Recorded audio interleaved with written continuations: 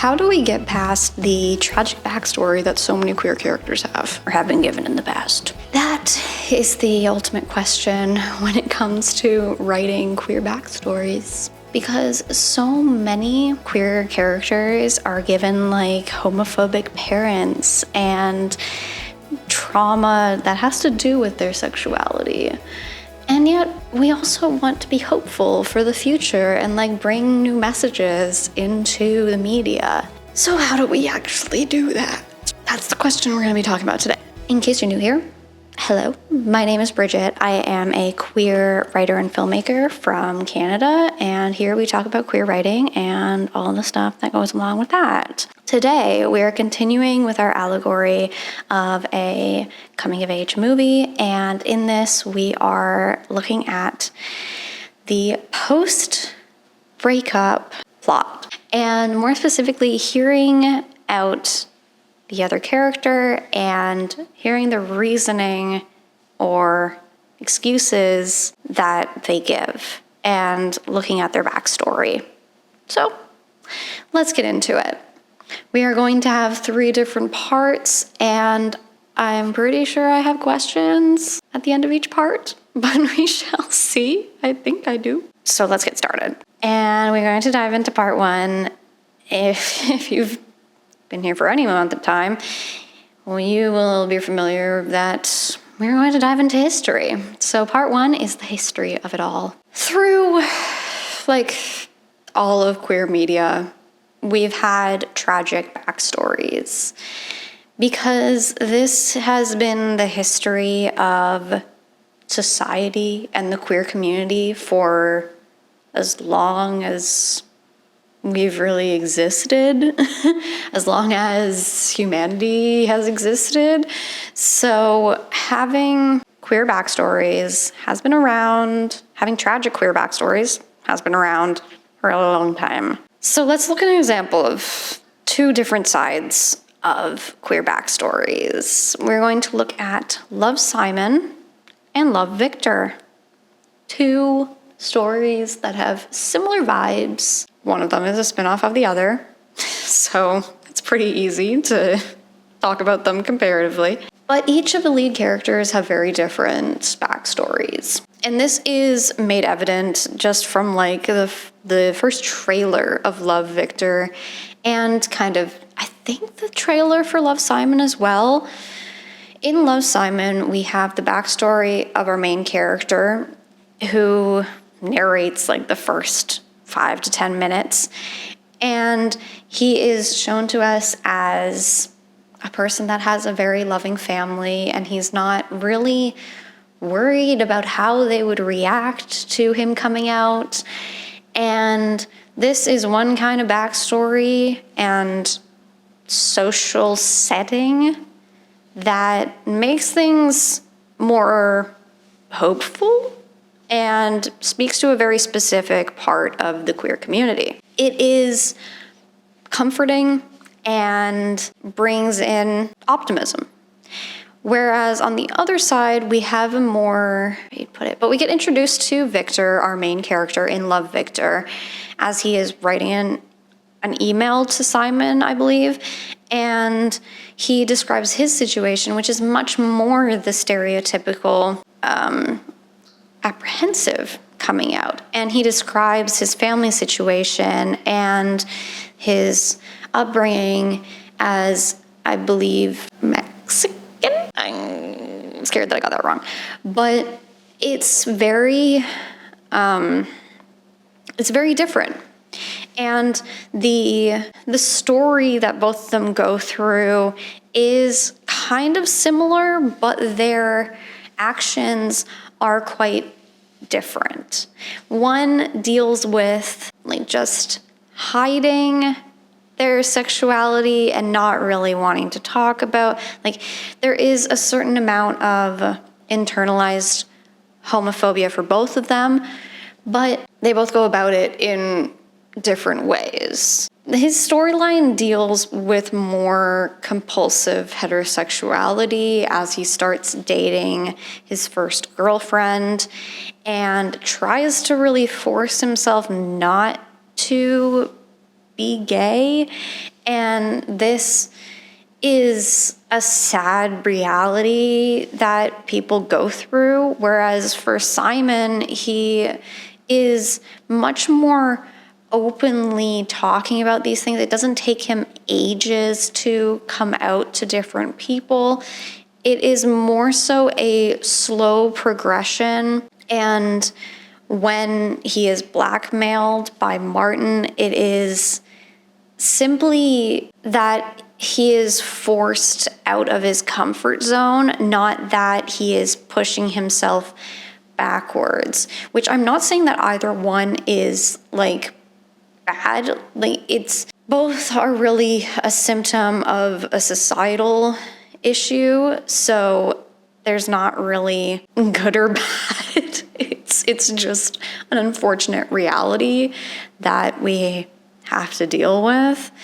And this is really like historically an issue, as I think I want to do like another video soon about comp het and like the effects it has and how we can like bring that into our stories. I'm working on a story right now where I'm looking into comp het, and it's a really interesting thing to dismantle and a really fascinating thing to dive into on a personal level as well. Okay. Now, with like the history of it all in this section, the reality of your character's backstory and their upbringing, it is important to take into account also like the culture that they grew up in.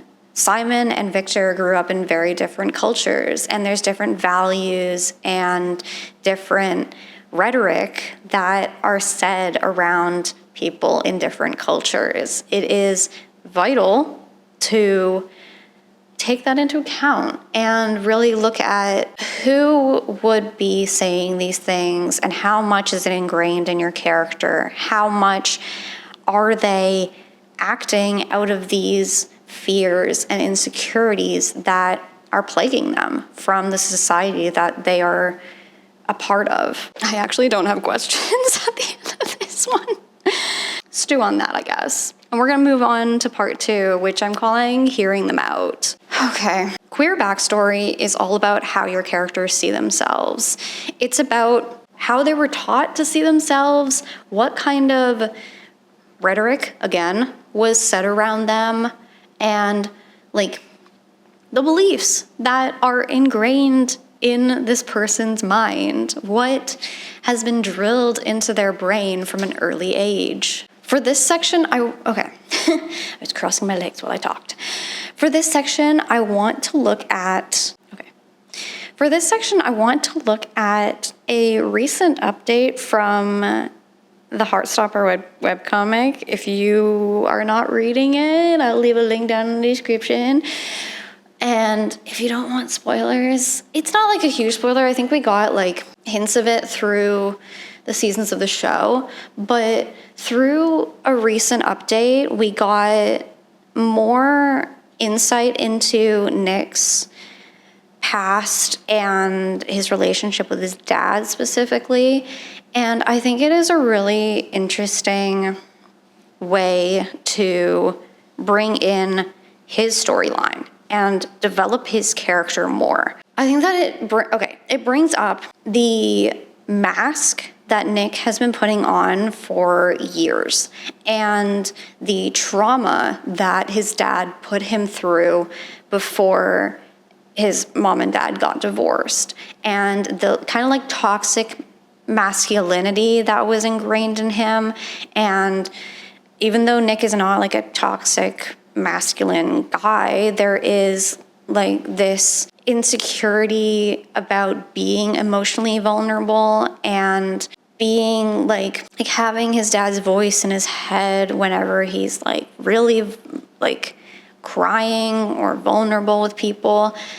And this is a really key thing. Your character's backstory does not need to pertain to their sexuality. It can end up affecting, like it can end up coming into it, like we see with Nick and his dad, like the fact that it took so long for him to come out to his dad is because their relationship is so strained, and it's because his dad doesn't take interest in who he is. So it does tie in, but backstory is a very broad term and it does not always tie into sexuality, but everything in your character's like identity, everything in their self-concept ties back into each other. So having all these different elements, they're all going to work together, and they're all going to work together either to push your character forward or to push your character backwards. There's so much going on inside a person's mind, inside a character's mind every single day. And so having all these different elements in their backstory will help your queer characters feel more real, and giving them even like a few insecurities, a few backstories that really pull at the heartstrings. And I think a really key way to do this is to find things in your own life that really impact how you operate and put them into effect in one of your characters. It doesn't have to stay there. It can be merely a jumping off point. Like, I'm gonna place this here for a bit. If it works, it works. If I want to change it later, then I can. So having a backstory with your character's parents, having a backstory with their siblings or anyone in their family. Again, in a different video, we looked into the ways that your character's flaws turn up, and family is a big part of that. I'll leave that video in a card up here. But with their backstory, you want to bring it into the present at some point. It needs to show up in how they respond to things around them. And in the case of this Heartstopper update, it was in response to Nick's brother going to work with his dad. And this brought on pretty much like a meltdown. It was really like, even just reading it, I was like, oh my God, I'm gonna cry. Like, this is really sad. And I was like, I just want to give Nick a hug. And this is like, because we know the relationship that Nick has with his dad, and we've seen through the comics, we've seen flashbacks of what the things he used to say to Nick. And I'm like, oh my God, it's so heart-wrenching and it's so powerful. So I would encourage you to find some part of your character's backstory that is not related to their sexuality that can come up and just kind of like bubble to the surface and become some kind of hurdle that they have to overcome. I think it's really, really powerful. Now let's move on to part 3, which I'm calling disclosure. This is when your character actually talks about what like causes their outburst, what causes their actions, and really brings clarity to both the audience and the person they're talking to. For this, I'm going to once again use Heartstopper as an example because it's such a good example. In this, let's look at the difference between Nick and Ben. I know, huge differences, but disclosure is where a lot of things change. When we look at how Ben explains himself, there is a stark difference because actions speak louder than words. It's cliche, but it's true. The fact that Ben's actions are so toxic, no amount of excuses, no amount of apologizing can really make us forgive what he has done. Where on the other hand, Nick might not like explain his backstory or like why he acts the way he does, but we don't really need him to explain things in depth because his actions are of someone who cares about Charlie and who cares about other people's feelings. This is like very like base. It's very like bare minimum. But when we contrast these two characters, it's so wild. Like the fact that Ben like came to that art show and was like, I'm gonna explain myself and everything's gonna be like great. And the line that Charlie says that sorry doesn't make up for all the things you put me through. Yes, exactly. There is no like formula that I can really give you that is like this many actions or this many apologies. It's like, I feel that it's kind of like you can do a test of putting it in like, am I the asshole? It's like, oh, what if this character posted on Reddit and was like, am I the asshole for doing this? If they're posting there, it's usually yes, you are the asshole. But it's kind of like characters who are looking for validation in that way usually are doing something that is wrong. Like they usually are doing something that is hurting other people. When the character knows internally that they are being conscious of other people's feelings, they usually don't end up like apologizing a lot.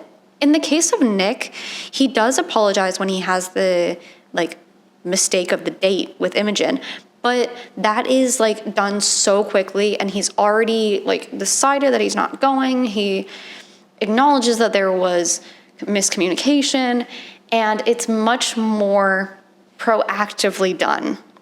It is not reactive. It's not like out of desperation. It is simply doing the right thing. That is the key. I found it. One thing that can be really useful is figuring out what your character's attachment style is. I think there's like anxious, avoidant, and some others. Those are like the main two I remember. But look it up. I'll leave a link down in the description of the list of attachment styles. But I think it's really useful to learn about your character's past and learn about how they express themselves. How do they attach to people and why are they disclosing this information at this time? Who are they talking to as well? What is the setting that they are talking to this person in?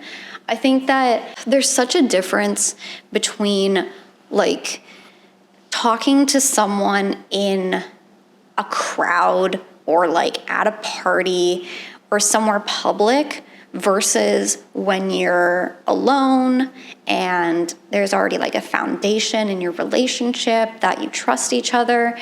And there's such a different vibe.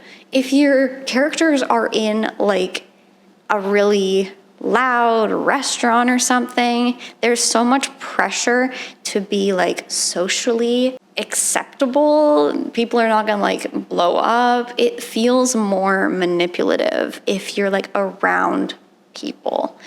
And on the other side, if you're like alone, there's much more like freedom and it feels much more considerate. So I think that when you're planning a disclosure for your character, if they need to get some of their backstory into the open air, it's important to consider what setting will they choose to disclose this information, because it tells us a lot about their intentions, and their intentions are key. What are they planning to get out of this disclosure? Are they like hoping to be forgiven? Are they hoping to just get it off their chest fully? Are they hoping to just like clear the air? They don't really know what's going to happen, but they just need to say it and see how it goes.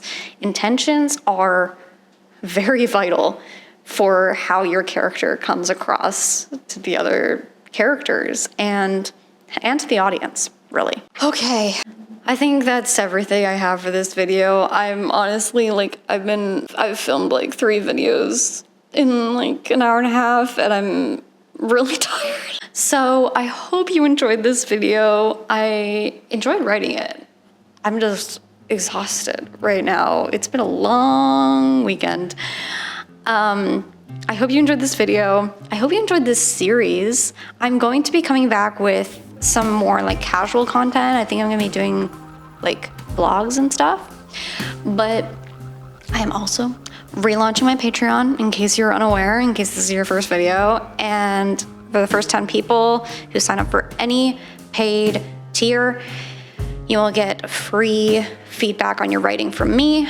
And yeah, I hope you subscribe, leave a comment down below as to what you're working on right now, and I will catch you in the next video. Bye.